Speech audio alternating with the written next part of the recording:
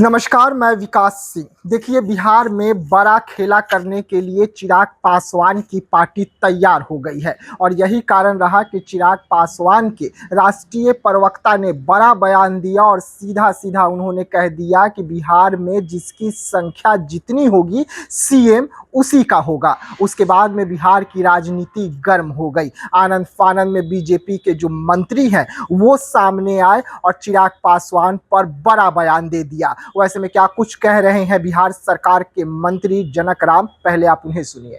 बिहार की जनता आंखें बिछाए बैठी है।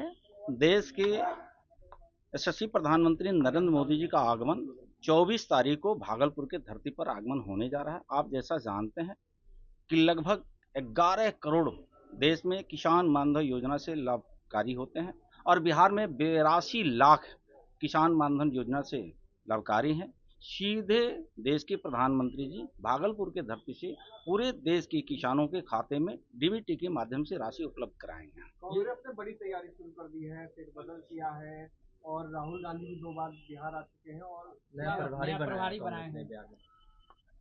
कांग्रेस के प्रभारी एक बार आए थे श्री लालू प्रसाद यादव जी। उनका क्या नाम दिया था?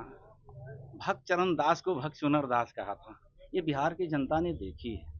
कांग्रेस जितना प्रदेश अध्यक्ष बदलना है बदल ले, प्रभारी बदलना है बदल ले, लेकिन जनता तो चाह रही है कि अपने देश के नेता जो परिवारवाद वंशवाद को बढ़ा रहे हैं, रिमोट कंट्रोल जिसके हाथों में रहता है, उसको कब बदलिएगा? उसको जब तक आप नहीं बदलिएगा, ये देश की जनता कभी आपको माफ करने वाली नहीं है। कांग्रेस पार्टी के शीर्ष नेतृत्व बिहार के 20 दिनों के अंदर 2 बार आए। भारतीय जनता पार्टी के जो शीर्ष नेतृत्व प्रधानमंत्री आ रहे हैं। कांग्रेस पार्टी और आरजेडी ये बता रही है कि चुनावी जुमला है, चुनावी वर्ष है, इसलिए प्रधानमंत्री मोदी को बिहार याद आ रहा है। श्री केजरीवाल जी बार बार कहते थे दिल्ली में कि मुझे हराने के लिए कई जन्म लेना पड़ता है, लेकिन जनता से बड़े वो अपने को बन चुके थे। अखंड भ्रष्टाचार में डूबे थे, निरंकुश हो चुके थे और घमंड उनको सर पे चढ़ के बोल रहा था।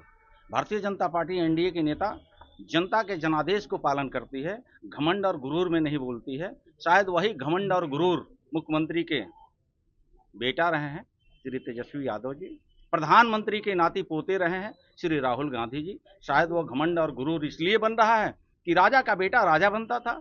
आज गरीब का बेटा नरेंद्र मोदी देश का प्रधानमंत्री बने हुए हैं। आज गरीब का बेटा राज्य का मुखिया आदमी नीतीश कुमार जी बने हुए हैं। परेशानी तो वहां है कि राजा का बेटा अब राजा नहीं बन पा रहा है और गरीब का बेटा मुख्यमंत्री और प्रधानमंत्री बन रहा है, इसलिए उनको परेशानी बढ़ी हुई है। लेकिन जनता के जब जब जनादेश की आवश्यकता होती है, जनता एनडीए के साथ खड़ी नजर आती है। नेता प्रतिपक्ष ने कहा है कि मुख्यमंत्री 11 बजे रात की बात करते हैं, 11 बजे दिन में जो बिहार की बेटियां हैं वो सुरक्षित नहीं है। शायद अगर यह उनकी बातों में सत्यता होती तो विदेश से उनकी बहन स्वयं बिहार में यात्रा नहीं करती। ये बिहार के लोग जानते हैं। उनकी बहन खुद को बिहार में रातों रात भ्रमण करती है, तो शायद कहीं ना कहीं सुशासन की सरकार है, तभी तो विदेश में न रह करके भारत में रहना और बिहार में रहना पसंद करती है।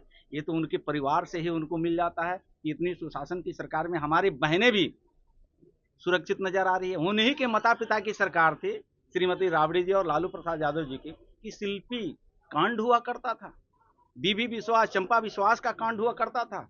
वह दिन श्री तेजस्वी यादव जी को अपने माता पिता से बैठ करके ज्ञानवर्धन कर लेना चाहिए। मंत्री जी, मुख्यमंत्री के चेहरे को लेकर के चिराग पासवान की पार्टी की तरफ से जो राष्ट्रीय प्रवक्ता है, उन्होंने बयान दिया है कि नंबर तय करेंगे, जिनका नंबर अधिक होगा वो मुख्यमंत्री चेहरे होंगे। मुख्यमंत्री नीतीश कुमार का स्वीकार है। आपने कभी देखा है कि एनडीए गठबंधन में इस तरह का किसी बात की रीच होती है? कभी नहीं। यही तो लोकतंत्र दिखा जाता है। बाकी जितनी पार्टियां हैं, सारी पार्टियों में अपने परिवार को आगे लोग बढ़ाते हैं, लेकिन एनडीए में कहीं मुख्यमंत्री के पदों के लिए आपाधापी नहीं होता है। लोकतंत्र में जिसके नंबर 19-20 होता है, हमारा नेता बैठते हैं और नेता बैठ के अपना तय करते हैं, उस सर्वे सबके मान्य होता है। नीतीश कुमार जी हम लोग कह रहा थे, हैं और रहेंगे भी।